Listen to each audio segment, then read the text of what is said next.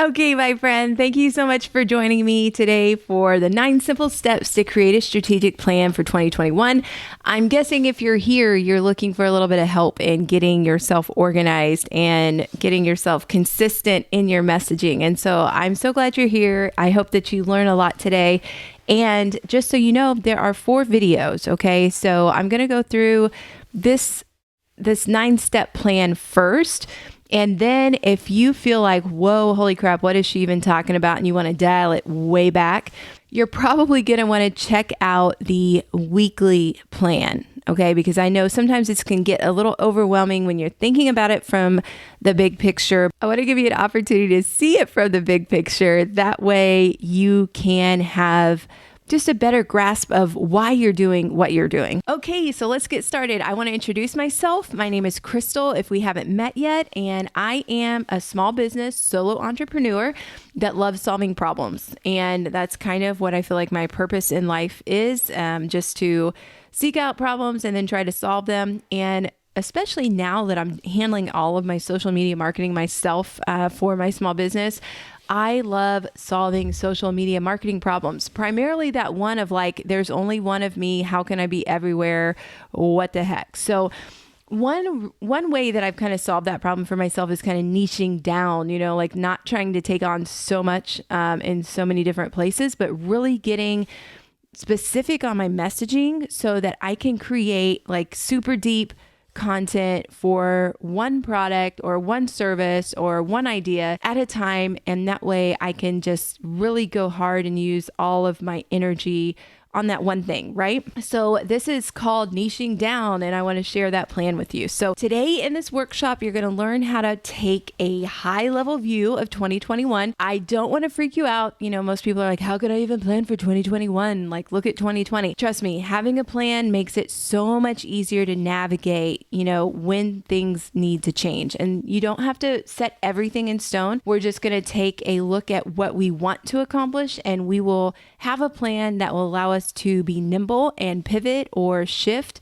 as we need to. Okay. Now, one of the main motivators for me to do this workshop is because last year I got super stressed out and I had a heart attack. It's called Takotsubo cardiomyopathy. And basically it's called broken heart syndrome. All of this stuff of 2020 really hit me hard. I'm sure it hit you hard too, but for some reason it made my heart cramp, and it really invigorated me to share what I know because I don't want to die and take this stuff with me, right? So let's keep moving forward. All right. So what you're going to need for this workshop, there is a Google Doc, and in your email, you should have received a link for that Google Doc. There is also a PDF if you're more of a worksheet person. Now, one thing I want to tell you is at any point that you need to or want to, you can just stop this video. All right. Just stop the sound of my voice and work through whatever it is that you need to work through. I want you to be able to stop where you want to stop and start when you want to start. So you'll need the Google Doc or you'll need the workbook. So make sure you have that. If you don't, stop here, download that, get that together. In part 1, we're going to go over the 9 simple steps to creating your strategic plan. In part 2, I'm going to go through step by step the high level overview organizer that I created that you can use for your business. Part 3,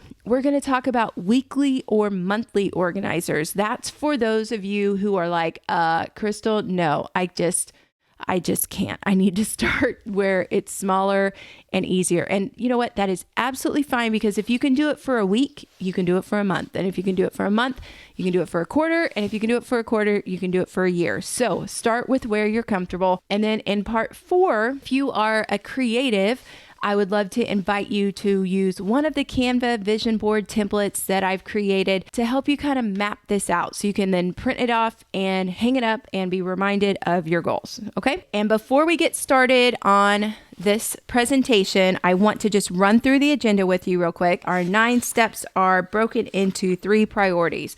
So priority 1 is to define what we want to be known for. All of the content that we create in 2021 should point at this answer. Priority number 2, the SWOT analysis. Some of you have heard me talk about this. This is where we are going to go in deep on our strengths, weaknesses, opportunities, and threats for 2021. Then we will move into priority number 3, which is making our vision clear. In this part, we're going to describe what we want our ideal work week to look like, because what I want to encourage you to do is dream of the life that you want to create, not necessarily the business that you want to create, but the life and the lifestyle that you want to create. We're going to talk about our word of the year and how we can use that to guide our marketing strategy. And then we're going to talk about our ideal client.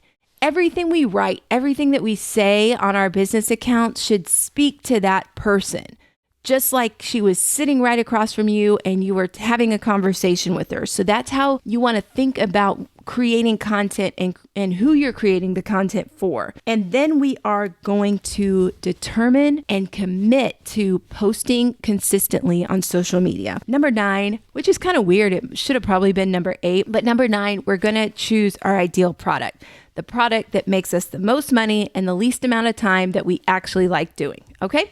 So if you are ready, let's go ahead and jump in to priority 1. What do you want to be known for? Now, as you think about that, what do I want to be known for?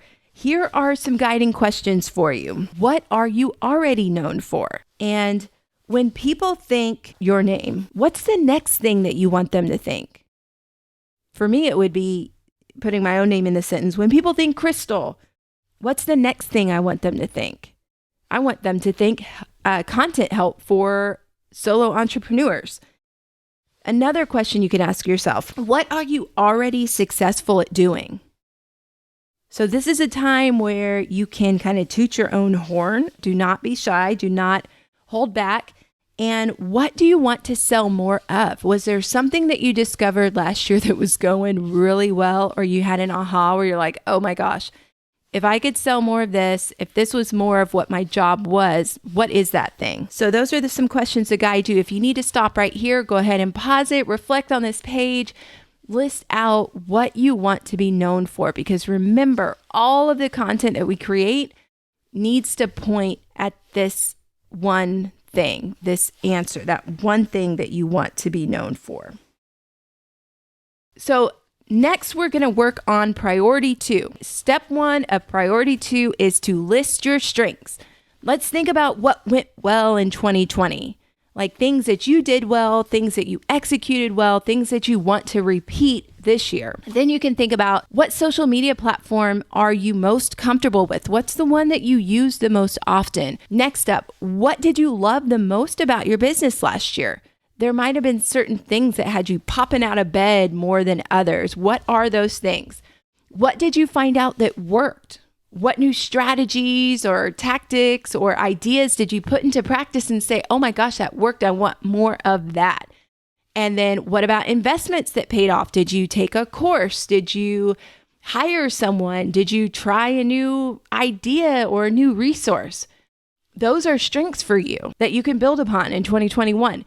And then finally, what are your most profitable offers? And by most profitable offers, what I mean are the products or services that you provide that make you the most money in the least amount of time, and that are things that you actually want to do. Don't be modest. Reminder, this is a time to toot your own horn. Do not hold back, okay? And if you need a minute to list out your strengths, just pause right here and then move forward when you are ready. We are going to move on to number 2, listing our weaknesses. Weaknesses aren't necessarily a bad thing. We just need to be able to recognize what they are so we can either work around them or create workflow systems, whatever, to help us manage them. So as you're thinking about weaknesses, what went wrong in 2020?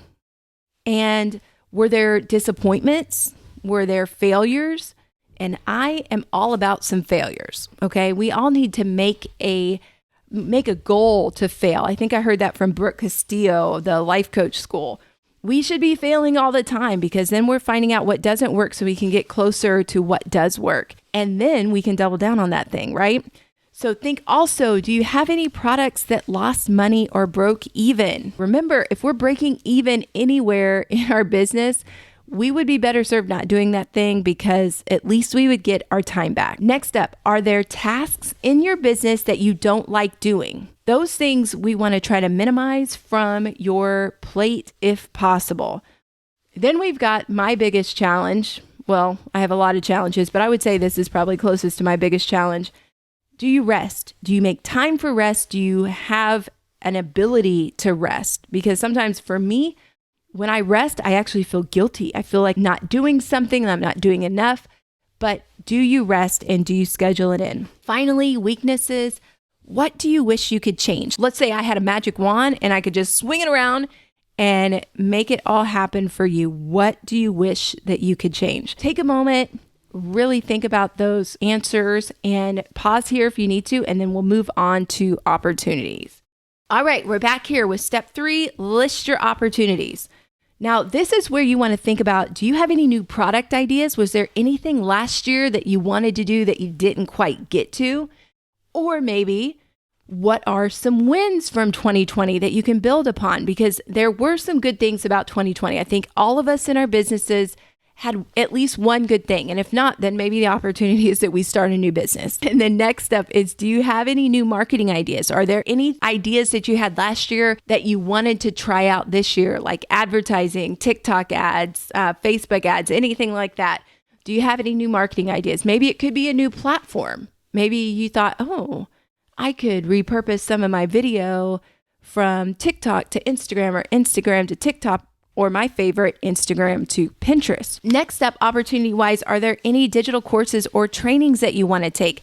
If you can recognize a weakness or a deficit that you have and that you can find a digital course to kind of fill that deficit and teach you what you need to know to be successful, that is a great opportunity. If you're not already on the lookout for those, maybe you could be. Next up, do you have any collaboration ideas? Collaborations are wonderful because it gets you in front of somebody else's audience. It helps them get in front of a new audience, and everybody just kind of grows together. So think about collaboration opportunities that might be out there. Do you have any new business ideas? This could kind of build out from your product ideas or whatever, but maybe you already have a course and you want to add a membership, or you already have a membership and you want to add a course.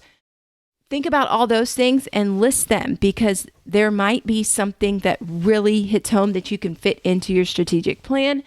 And finally, again, do you want to expand to new platforms? Are you already doing a lot on Instagram and maybe want to move over into LinkedIn? Or maybe you are on Instagram and you want to build out your Pinterest or another evergreen platform like YouTube. This is a great place to list your opportunities. And this is a great place to list all of the great ideas that you haven't followed through on yet. So take as much time as you need. And we will go to step 4, list your threats. Okay, we're back here at step 4, where we are going to list the threats to our businesses. So we're going to reflect back on 2020 and think about what slowed you down. What kept you from maybe reaching your potential or accomplishing whatever it was that you set out to accomplish in 2020. And then let's think about what could happen or maybe continue to happen in 2021.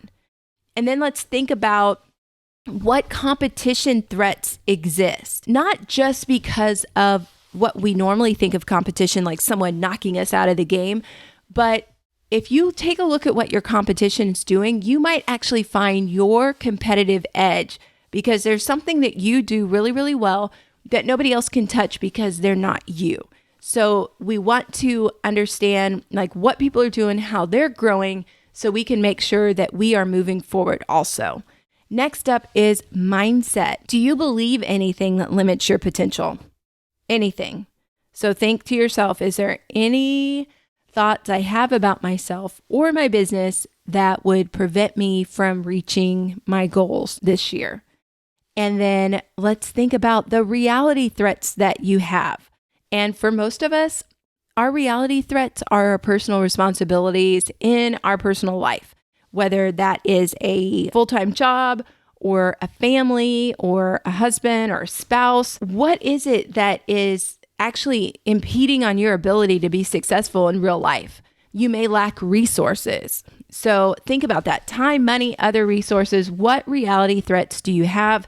And then think about, what personal flaws do you have? We all have them, and it's not necessarily a bad thing to reflect on what those personal flaws are. I'll give you an example for me. I am so bad about keeping ideas in my head. It makes it really hard to delegate because everything lives and dies with Crystal's brain. So one thing I did in 2020 was I created a bunch of different workflows, checklists, check-off sheets, different things to show someone else how they could do every single task in my business. That way, in case I had a task that I wanted to hand off because I couldn't do it, I could give somebody a checklist and say, this is how you do this. This is the instructions. So think about your personal flaws, because if we can create a workaround of those flaws, oh my gosh, are we not unstoppable? So then finally, do you have any business bottlenecks to improve? And this is, again, anytime your business kind of stops or, just kind of chokes because it lives and dies with you. So is there any bottlenecks that you have in your business? So let's reflect on what happened in 2020, things that threatened our business success, and what you can anticipate not going well in 2021. These are the threats. So once you've completed this, and again, you go ahead and pause me right now so you can finish this. But once you're done, I want you to go back to your strengths. I want you to go back to your weaknesses. I want you to go back to your opportunities, and then come back to these threats. I want you to consider, number one, what you can control, because there's a lot that's going to be on our list that we can't control. We cannot control pandemics, right? So we have to identify the things on the list that we can control. And I want you to choose 2 things from each of your lists that you are going to focus on in 2021. And you may think, oh my goodness, I have so much other stuff that I want to do. Okay, that's great. Let's knock out these 2 things and then we'll move on to the next one. So I need you to put a number 1 and a number 2 by the strengths that you're going to focus on in 2021, a number 1 and a number 2 by your weaknesses that you want to address in 2021, a number 1 and a number 2 by the opportunities that you want to prioritize in 2021, and then number 1 and number 2 threats that you feel like you have control of for 2021. So go ahead and pause me if you haven't already and knock that out. All right, my friend, we are moving into priority 3, which is creating a clear vision. I found this quote from a woman named Kayla Butler. She has a membership for stock photos and social media resources called Ivory Mix. And in one of the trainings she had, she said this, and it spoke to my soul. She said, the only thing worse than achieving your goals is to achieve them and realize it's not the business or the life that you want.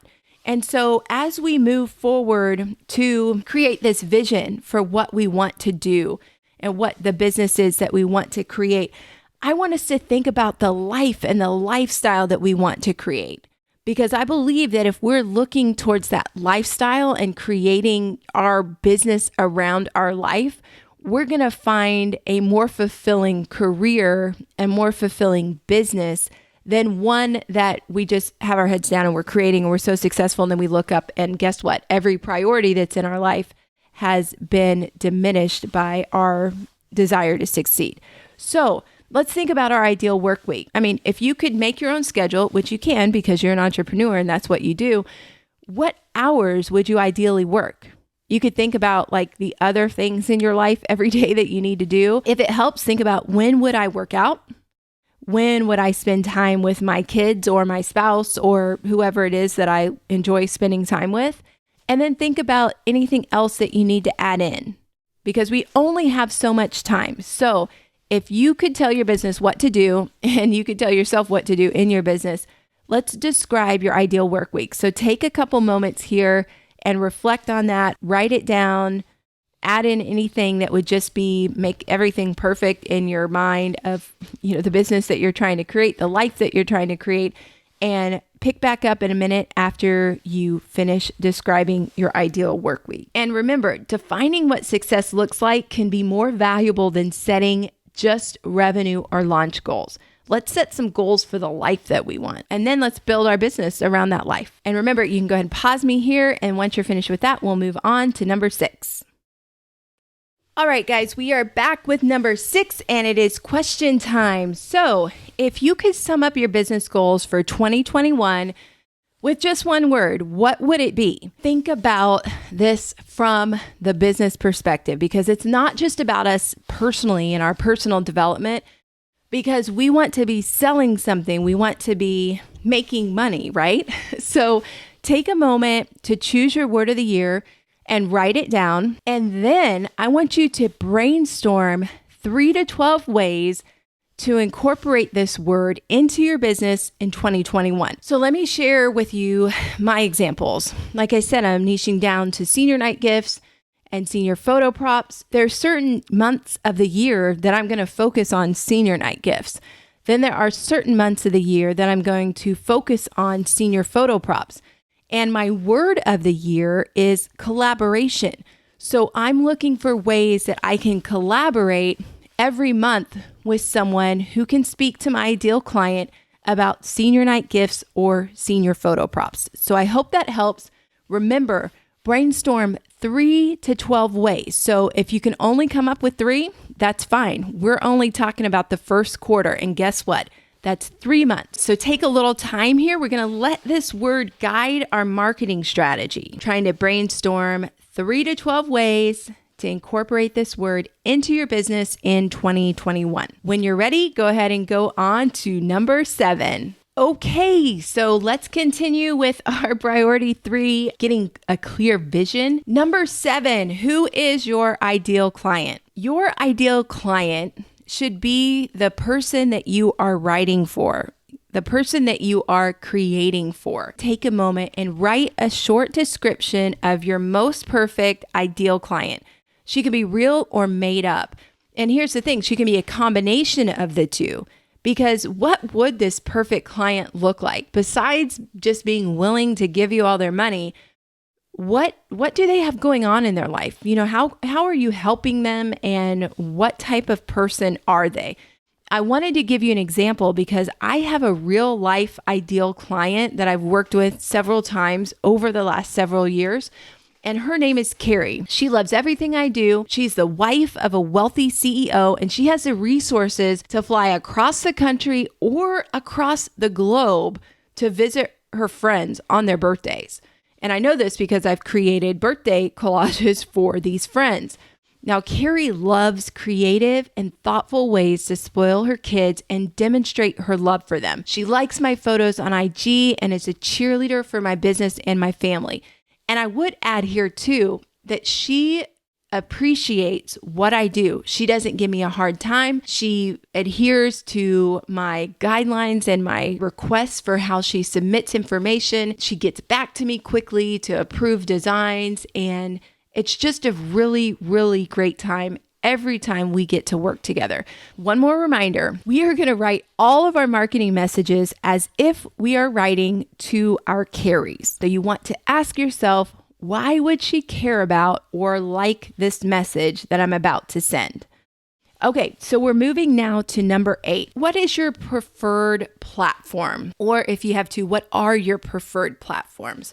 You'll want to choose 1 or 2, and you can go back to your strengths and opportunities to help you determine which ones these are.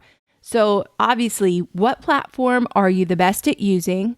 And what platform will give you the biggest bang for your time? Also consider your opportunities.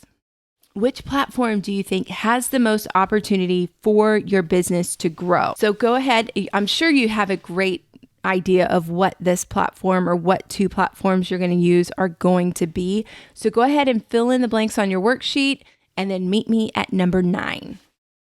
Okay, so now we've worked through a lot of different ideas. We've looked at our strengths, we've looked at our weaknesses, looked at our opportunities, looked at our threats.